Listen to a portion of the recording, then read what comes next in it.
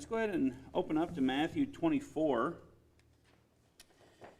We're started last week looking at the concept of the Great Tribulation and kind of the idea of the abomination of desolation that Jesus speaks of here. And that's going to take place at the middle of the tribulation. And that's going to be the event that marks the Great Tribulation. Now, before we move on and get into the lesson today, does anybody have any questions on this topic of anything that we've been looking at? I don't think I've asked the last couple of weeks, but just to make sure.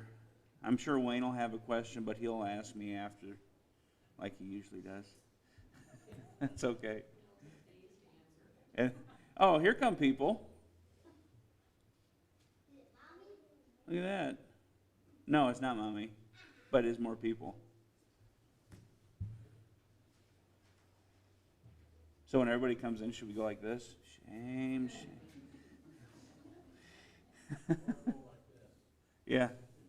Yeah, I'm sorry. Did we interrupt your sleep time? No. That would be rude, wouldn't it? That's okay. All right, so we're going to be here in Matthew 24. Let's look at verse 15. And today we're going to look at the Great Tribulation from the standpoint of its effect on Israel. And then hopefully we'll get through this. And then next week we're going to focus in on how it affects the rest of the world.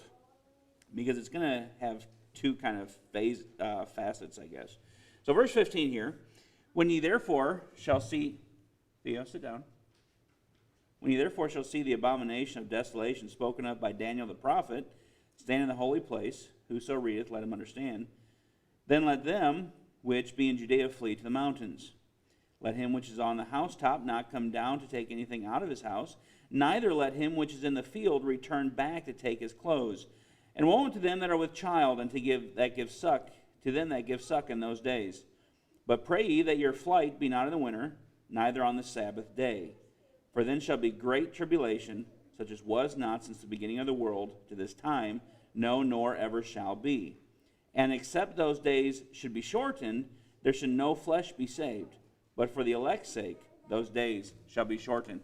Benaiah and Sammy, you need to be quiet. All right, so here in verse 15, here in your notes, the verse 15 marks the middle of the 70th week of Daniel and the beginning of the Great Tribulation. So the event here is the abomination of desolation. The book of Daniel speaks of this on 3 different occasions. We looked at that last week. And this is when the man of sin, or the Antichrist, is actually going to come into the temple. He's going to declare himself to be God. So let's keep your place here. Go with me to 2 Thessalonians. 2 Thessalonians in chapter 2. This event is described here. 2 Thessalonians chapter 2.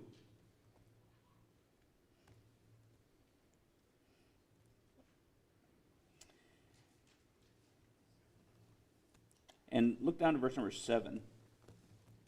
Paul says, the mystery of iniquity doth already work. Only he who now letteth will let until he be taken out of the way. And then shall that wicked be revealed, whom the Lord shall consume with the spirit of his mouth, and shall destroy with the brightness of his coming. Even him whose coming is after the working of Satan, with all power and signs and lying wonders, and with all deceivableness of unrighteousness in them that perish, because they receive not the love of the truth, that they might be saved. And for this cause God shall send them strong delusion, that they should believe a lie, that they all might be damned who believed not the truth, but had pleasure in unrighteousness. So notice here he says that he's going to stand... Where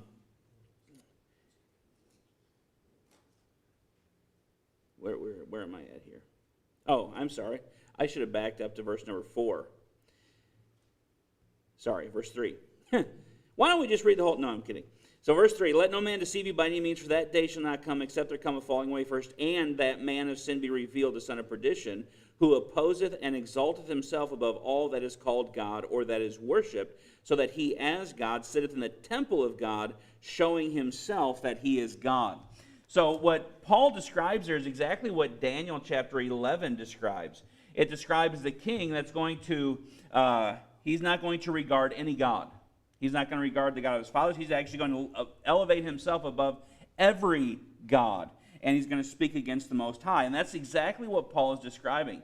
There's going to be a man of sin. He's actually going to be a man, not a kingdom, not an entity, although he is going to represent those things, that is going to go into Jerusalem, as Daniel describes. He's going to stand in the temple, and he's going to declare himself to be God. So notice here, in your notes, this shows us that the temple will be rebuilt, and we looked at that last week. So the two witnesses are going to come on the scene, Moses and Elijah, and they're going to be the ones that oversee the building of the temple. Now, it's hard to get all the details exactly and precisely laid out. So there are some people that they believe that between the rapture and the beginning of the tribulation, that there's actually going to be a period of time between these two events. And so the rapture will take place, there could be a gap of time, and then there will be the beginning of the 7-year tribulation. And the reason they hold to this is because it's hard to line up exactly how these events are going to unfold. Because we have the tribulation, the 7 years, begins with the confirmation by the Antichrist of this 7-year covenant. Okay? At the same time, you're going to have these two witnesses that come on the scene that are going to oversee the rebuilding of the temple in Jerusalem. And you're going to have people that go to war against these two witnesses and are unable to overcome them. And you're going to have the rapture taking place. And exactly how all these events totally transpire in order, it's hard to know exactly. Is the rapture going to happen and immediately these two witnesses show up and immediately they start construction on the temple and immediately there's a confirmation of the covenant for 7 years? I don't know. I don't think you can necessarily pinpoint it, or is there going to be maybe a gap of maybe a few days or a few months in which some other events are building up? We don't know. It's really hard to kind of tell those things. But these two witnesses are going to come on the scene right at the very beginning of this 7-year period. And they're going to oversee the building of this temple, and nobody's going to be able to hurt them. Nobody's going to be able to kill them. People are going to try.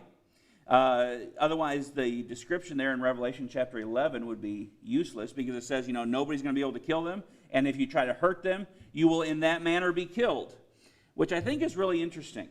So let's go over to Revelation chapter 13. Because the Antichrist, at that midpoint, in the middle of the tribulation, at this, leading up to this event of the abomination of desolation, or kind of in connection with it, the Antichrist is actually going to be able to overcome these two witnesses.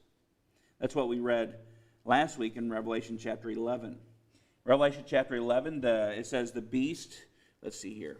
It says, in Revelation chapter 11 and verse 7, it says, "And when they have finished their testimony," these two witnesses, "the beast that ascendeth out of the bottomless pit shall make war against them, and shall overcome them, and kill them. And their dead bodies shall lie in the street of that great city, which spiritually is called Sodom and Egypt, where also our Lord was crucified."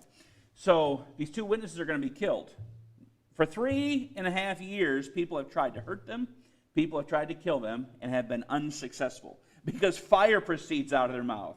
And that's pretty cool, I think. This isn't going to be some carnival trick. I'm sure if you've been to a carnival at some point in your life, or the circus, you see those guys at their, they kind of blow fire or whatever, and they do this weird trick and stuff. This isn't going to be a carnival trick. This is going to be for real, and it's going to be lethal, whoever's in front of them when this happens. But the fact that the Antichrist comes in now after 3.5 years and is able to overcome them, this is probably going to be the event that caused people to look at it and be like, oh, this has got to be the guy. He's the only one that could overcome these people.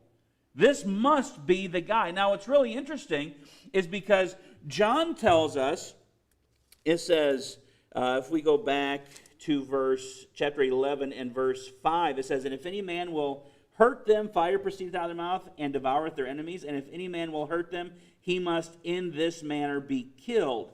So if the Antichrist comes up and he's able to kill them, what does that mean for the Antichrist? That means he has to be killed.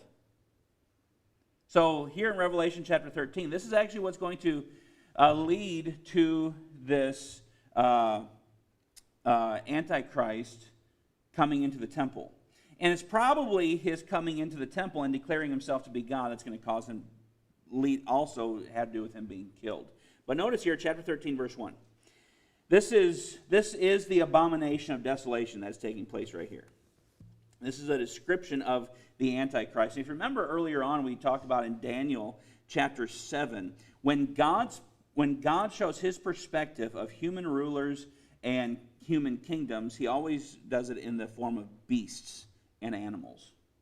Man's perspective is to look at them as idols, or in terms of gold or silver or brass or iron. But when God views them, he views them as beasts. And this is exactly what we see in Revelation 13. "I stood upon the sand of the sea and saw a beast rise up out of the sea, having 7 heads and 10 horns. And upon his horns 10 crowns, and upon his heads the name of blasphemy.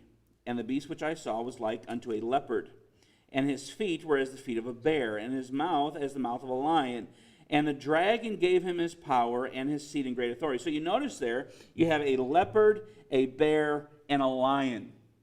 This is a combination. This is kind of a summation of the kingdoms that preceded Rome, if you remember back from Daniel. So the lion was Babylon, the bear was Medo-Persia, and the leopard was Greece. Well, you have all those combined here in this, what will be, as Daniel describes, a revived Roman Empire. This is going to be the culmination of these kingdoms leading up to this last, final world kingdom just before Jesus returns to set up his kingdom. Okay, and so he says, verse 3 here, watch this. "And I saw one of his heads as it were wounded unto" what? Death. So he comes in, he kills the 2 witnesses, and so that means then that he must himself be killed. So this is exactly what happens. "And his deadly wound was healed, and all the world wondered after the beast, and they worshiped the dragon." Now, notice there it says all the world worshiped the beast. Now, one of the things that you find is Israel being segregated from the world. That's actually what chapter 12 is about. We're going to get there in just a moment. But here we have the Gentile world wandering after the beast and worshiping the beast. Is Israel going to worship a man? No. That was part of the problem they had when Jesus came. Because Jesus claimed to be God, and they weren't going to worship a man as they perceived him. They didn't understand that he is God. "And they worshiped the dragon," verse 4, "which gave power unto the beast, and they worshiped the beast, saying, Who is like unto the beast? Who is able to make war with him?" See, that goes back there with the 2 witnesses. "And there was given unto him a mouth speaking great things and blasphemies, and power was given unto him to continue 42 months." That's 3.5 years. "And he opened his mouth in blasphemy against God, to blaspheme his name," now watch this, "and his tabernacle, and them that dwell in heaven." At this point of the middle of the tribulation, who are those that dwell in heaven? That'd be us. See, when he comes on the scene, he's going to have the answers for why we had to be taken out of here. You know, maybe he's going to cause UFOs to appear or something like that. You know, it's interesting that our government is trying to give some type of credibility to UFOs. Isn't that the dumbest thing in the entire world? I'm sure that's very much politically driven, but the fact that, and it's been proven that it was a hoax and stuff like that, and some jet pilots kind of made the thing up. But it's interesting that our government would do that. More than likely, that's going to become the answer after the rapture takes place. Well, where did all these people go? Well, the aliens came, and they took them all away to, purify the earth. There's a big movement about that going on right now. That these fundamentalists and these people that are at odds with the rest of the world, they're not going with the flow.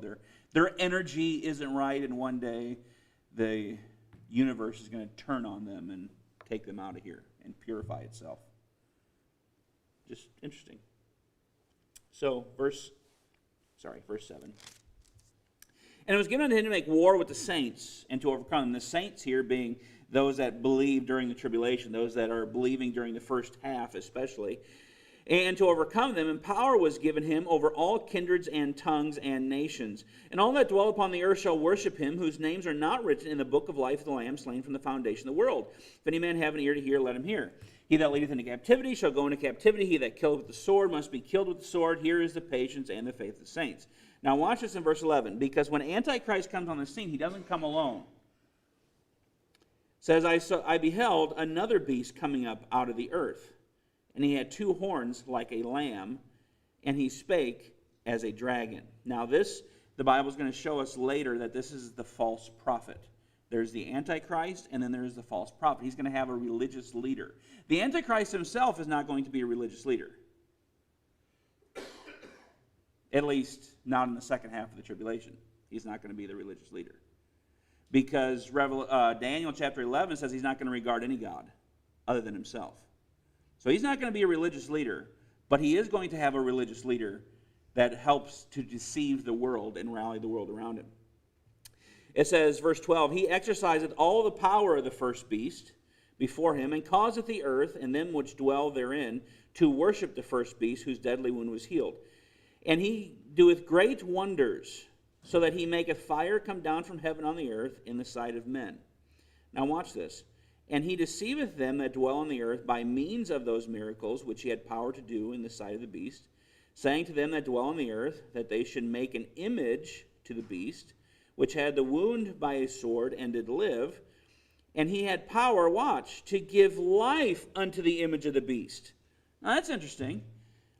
That the image of the beast should both speak and cause that as many as would not worship the image of the beast should be killed. And he, isn't that interesting? He, this image, causeth all, both small and great, rich and poor, free and bond, to receive a mark in their right hand or in their foreheads, and that no man might buy or sell, save he that had the mark, or the name of the beast, or the number of his name. And then you read in verse 18 there, and it's 666. Now what's really interesting here is this false prophet that comes on the scene. He is going to have a unique ability that nobody prior to him has ever had. God is actually going to allow this individual to have the power to cause a statue to actually come to life. That's pretty impressive.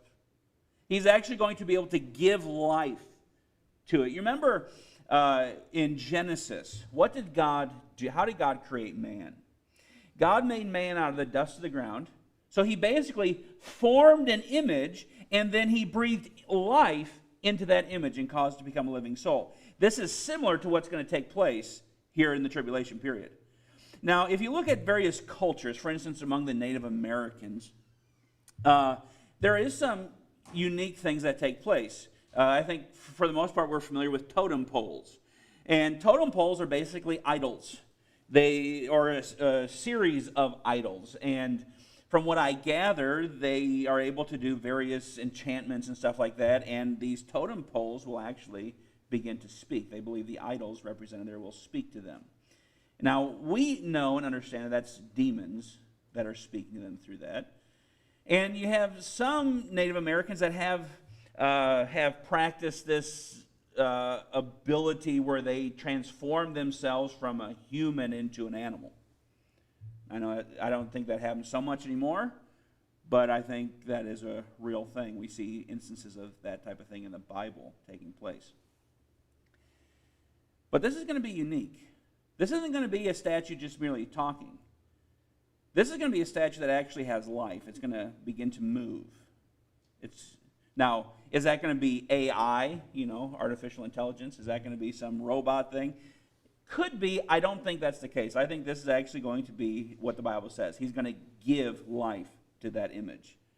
And that's going to cause the world all the more to wonder after this beast. So notice here in your notes, this abomination of desolation marks the beginning of the Great Tribulation. So that's what's taking place right here. This is him going into the temple. He has an idol built, and that is what he actually places in the temple.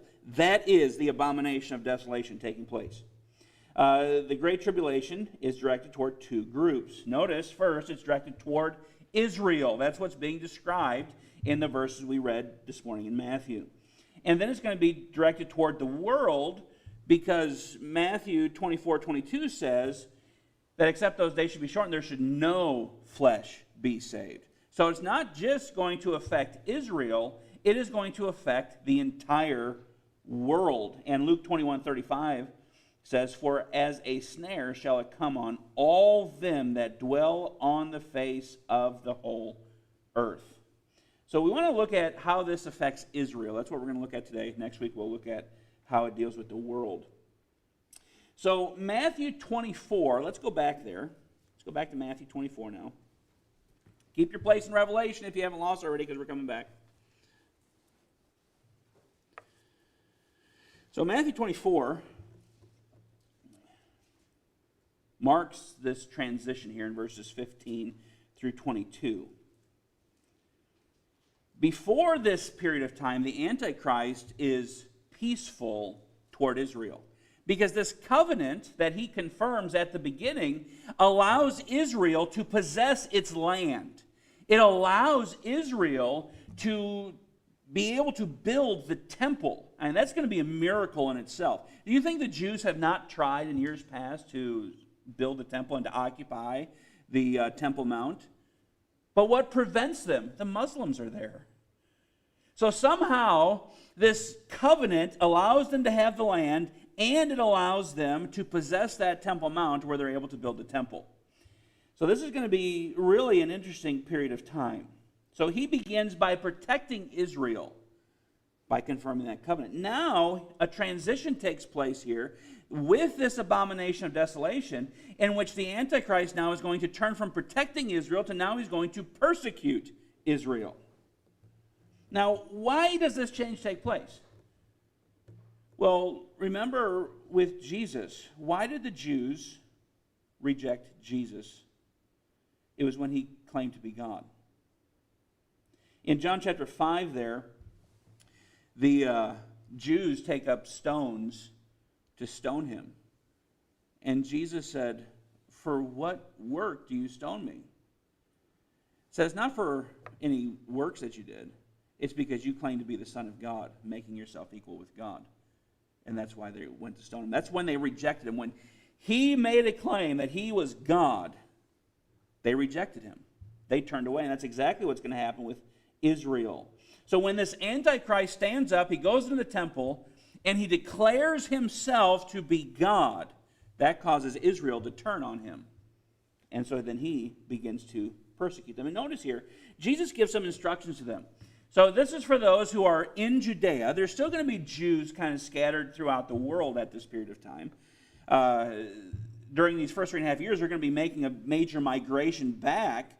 But these are for the ones that are in Judea. These are the ones primarily in Jerusalem that see this event taking place.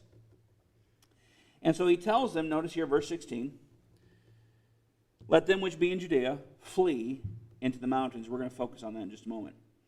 "Let him which is on the housetop not come down to take anything out of his house." So he's not allowed to take any of his belongings. It says, "Neither let him which is in the field return to take his clothes." So you have to flee with what you have on you at the time. And this is going to be so intense, it's going to take place so fast that you just need to get out of Dodge. And all you have is what you have on you at the time, and that's it. So you need to just get going. And so there's flee to the mountains, not allowed to take any belongings. That would be kind of hard to travel with them. No clothes. And notice here in verse 19, "And woe to them that are with child, to them that give suck in those days, but pray that your flight be not in the winter, neither on the Sabbath day." So now they're to prepare themselves for a period of great difficulty. It says, "Woe to them that are with child." Now that's so, and to them that give suck in those days. You know, we wonder sometimes, what about children? Well, there's going to be children during the tribulation period. There's going to be infants during the tribulation period. And you can imagine if you're fleeing for your life, having a child or an infant is going to be a little bit of an inconvenience. I mean, you're running for your life trying to hide, and what do babies like to do? Well, woe to them. And you're trying to hide for your life, and this baby won't shut up. That's really inconvenient. And he says winter here. This is Israel. This is Middle East, and they get a little bit of snow in kind of the higher regions in the wintertime. But winter marks the beginning of the rainy season. And so what happens when you have ground that's been baked hard by the sun all summer long, and then all of a sudden it gets an abundance of rain on it? You're going to flood. You're going to have landslides because that water can't go anywhere. It can't seep into the ground. And so Jesus says, pray that this doesn't take place in the wintertime. Now, I think this is an interesting note because this also kind of indicates that at least at this point, Jesus didn't know when these events were going to take place. He says, pray that your flight be not in the winter. So does Jesus know at this point, is it going to be in the winter or not? He doesn't know. Jesus himself said, no man knoweth the day or the hour, not the angels in heaven, neither the Son, but the Father only. That's in Mark chapter 13. So now, what does he mean by let them flee to the mountains? This, I think, is kind of interesting. So Matthew 24, verse 16 there, he says, then let them which be in Judea flee to the mountains. Now let's go back to Revelation chapter 12, and we're going to kind of hang out here, I think, now. But in Revelation chapter 12, kind of shows us how this plays out of Israel fleeing to the mountains. So Revelation 12, notice here verses 1 through 5. And there appeared a great wonder in heaven, a woman clothed with the sun, the moon under her feet, and upon her head a crown of 12 stars. Now this is Israel. We know that this is Israel. I think I have in your notes Genesis 37. Verses 9 and 10, talking about Joseph and his dreams. It says, and he dreamed yet another dream, and told his brethren, that would be the 11 of his brethren, which he with his brethren make up 12 tribes, and said, behold, I have dreamed a dream more, and behold, the sun, and the moon, and the 11 stars, would have been the 12th star, made obeisance to me, or they bowed to me. And he told to his father, and to his brethren, and his father rebuked him and said unto him, what is this dream that thou hast dreamed? Watch this. Shall I and thy mother and thy brethren indeed come to bow down ourselves to thee to the earth? So this image of the sun and the moon and the 12 stars is the 12 tribes of Israel. So we have this Israel being pictured here. And so we have this woman, Israel, verse 2 says, she being with child cried, travailing in birth and pain to be delivered. And you remember here a week or so ago on Wednesday night, there in Isaiah 26, we have this imagery being given to us. And there appeared another wonder in heaven. And behold, a great red dragon, having 7 heads and 10 horns, and 7 crowns upon his heads.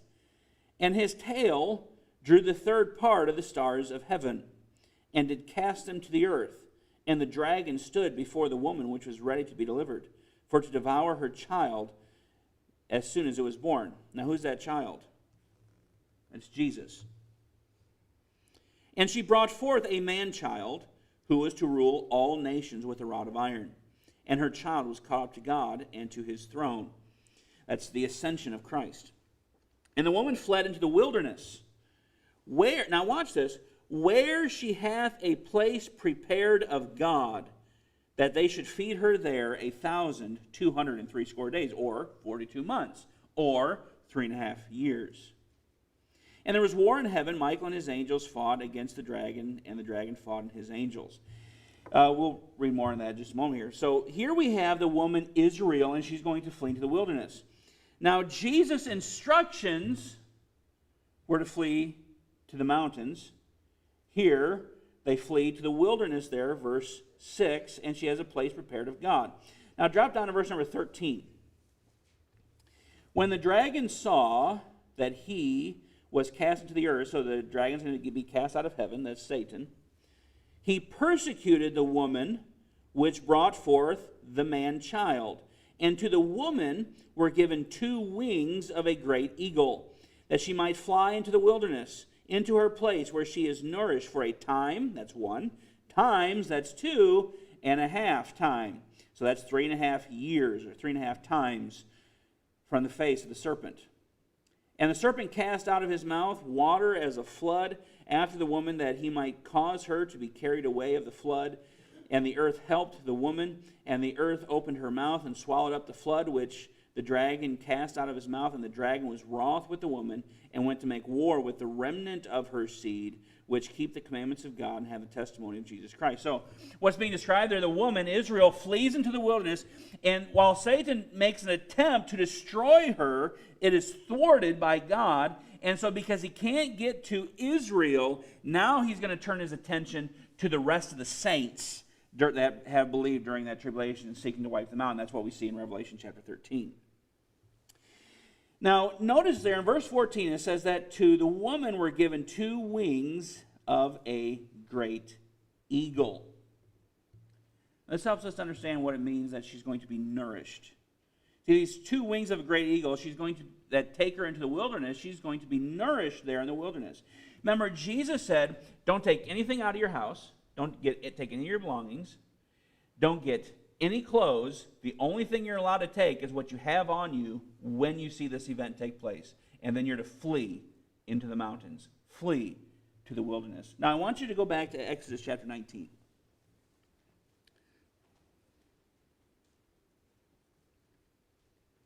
What does this mean that to her was given wings of a great eagle? Well, we get a glimpse of this. One of the things with Revelation is all the that you have to keep in mind, and to help understand the book of Revelation is Revelation, I think it is, makes 800 references to the Old Testament. And so you really have to kind of go back and forth between the Old Testament and the book of Revelation to really grasp what's going on. And so this idea of having 2 wings of a great eagle comes from the book of Exodus in chapter 19 here. Notice verse 4. Exodus 19:4. So this is after Israel has been delivered from Egypt. They're at the base of Mount Sinai. Verse 4. Ye have seen what I did unto the Egyptians, and how I bare you on eagle's wings, and brought you unto myself. This speaks of God's deliverance and protection of them. Now, how well did God protect them in the wilderness? Let me see here. What do I have time on? Yeah, I think we got time to do. Actually, I have the references written there in your notes, but I'm just going to read these references to you. I have them printed out. So let me do that. So here he says, I bear you on eagle's wings. So he provided for them. He nourished them. How did he do that? Well, let's listen to these verses here. In Deuteronomy chapter 8 and verse 15, God says, Who led thee to the great and terrible wilderness, wherein were fiery serpents and scorpions and drought, where there was no water, who brought thee forth water out of the rock of flint, who fed thee in the wilderness with manna, which thy fathers knew not, that he might humble thee, and that he might prove thee to do thee good at thy latter end. In Deuteronomy 29:5, he says, I have led you 40 years in the wilderness. Listen to this. Your clothes waxed not old upon you. Thy shoe is not waxen old upon thy foot. Could you imagine your clothes lasting for 40 years? And your shoes lasting for 40 years? That's what happened with the children of Israel. That's amazing. So when Jesus says, don't get any of your belongings and don't get any clothes either, you just run to the mountains, he means that. He plans with the wings, 2 great wings of an eagle, he plans that he is going to provide for the nation while they are in the wilderness for those 3.5 years. Just like he did with the children of Israel. They're not going to have to worry about clothes because their clothes aren't going to get old. Their clothes aren't going to wear out. They can wear the same clothes day after day. I'm sure they'll wash them. But wear the same clothes day after day, they're not going to get old. Same shoes, 3.5 years in the desert. Not going to get old. Not going to wear out. Deuteronomy 32, verse 10. He found him in a desert land, and in the waste, howling wilderness, he led him about. He instructed him. He kept him as the apple of his eye. As an eagle stirreth up her nest, fluttereth over her young, spreadeth abroad her wings, taketh them, beareth them on her wings. So the Lord alone did lead him, and there was no strange God with him. He made him ride on the high places of the earth, that he might eat the increase of the fields. And he made him to suck honey out of the rock, and oil out of the flinty rock, butter of kine, and milk of sheep, with fat of lambs and rams of the breed of Bashan, and goats with the fat of kidneys of wheat. And thou didst drink the pure blood of the great. That's his provision for them. Nehemiah 9. Yet thou in thy manifold mercies forsakest them not in the wilderness. The pillar of the cloud departed not from them by day to lead them in the way, neither the pillar of fire by night to show them the light. I love that. Isn't that amazing how that's worded? And the way wherein they should go. Thou gavest also thy good spirit to instruct them, and withholdest not thy manna from their mouth, and gavest them water for their thirst. Yet 40 years didst thou sustain them in the wilderness, so that they lacked nothing. Their clothes waxed not old, and their feet swelled not. And then in Psalm 78, it talks about how God gave them manna to eat. He gave them angels' food and flesh to eat. So notice here in your notes, God will miraculously provide for Israel in the wilderness, as he did for Israel in the Exodus.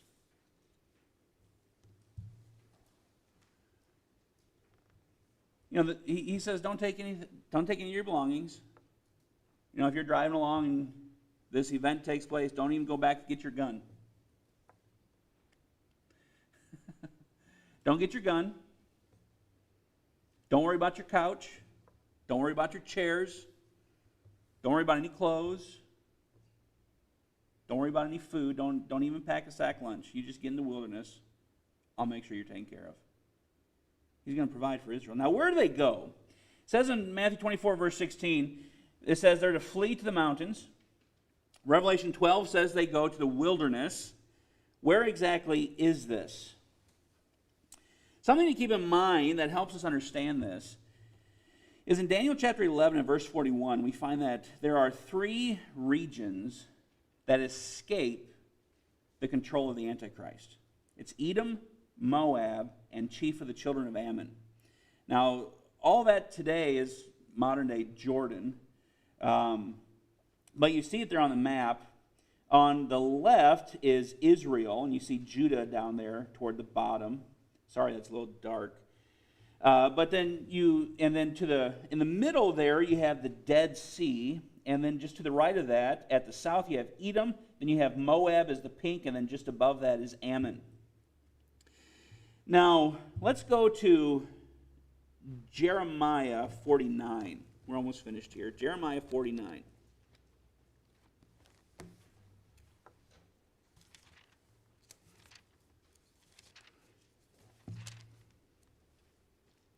Jeremiah 49, verse 13.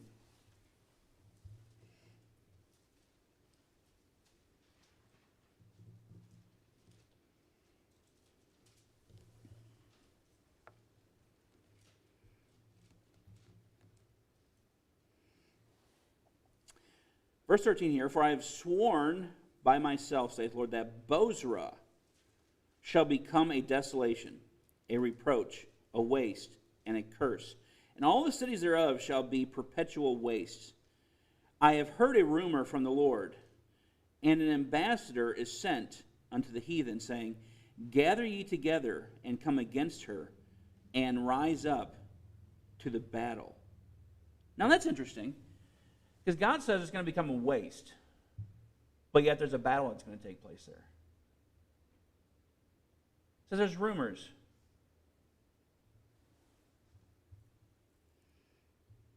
Because I hear a rumor among the heathen, that would be the Gentiles, specifically contrasting this with Israel.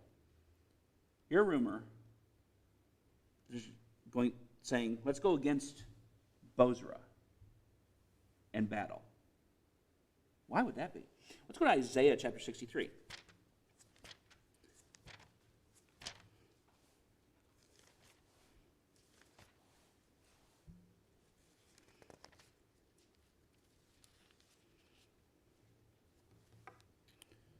Isaiah chapter 63, in verse 1.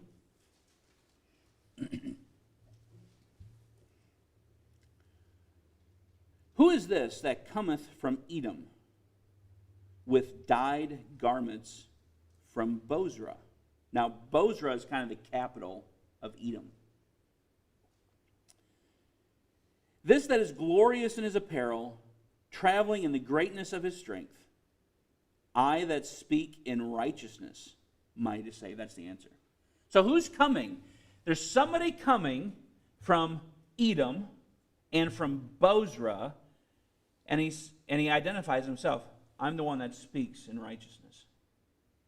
So who is this? This is Jesus. Why is he coming from Bozrah and Edom? It's a good question. Verse 2.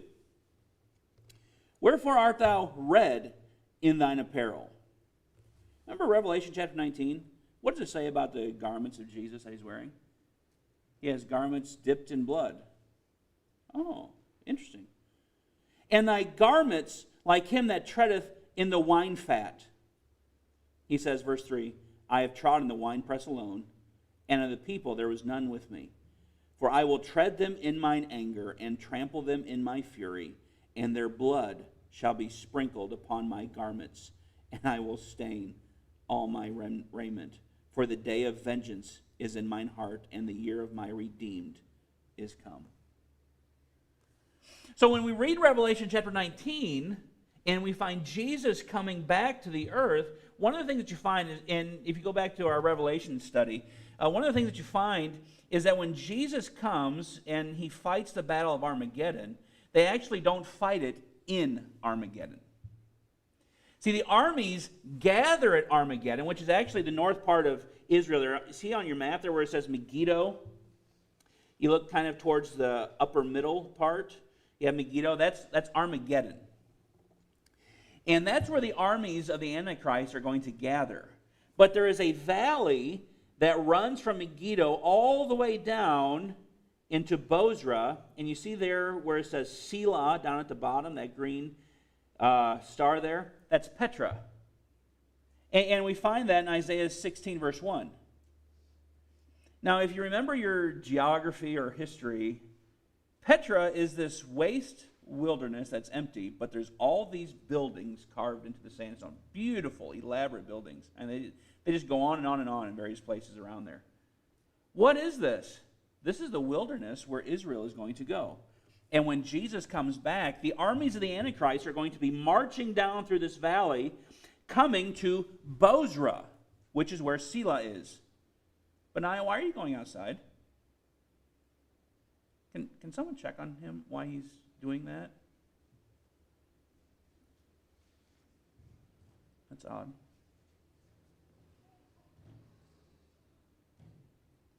But so Jesus is going to come down. He's going to meet Israel here at Petra in Bozrah, and he's going to tread over his enemies all the way up that valley to Jerusalem. The armies are actually going to fill that valley, and he's going to pummel them by himself, and their blood is going to run up to the horse's bridle.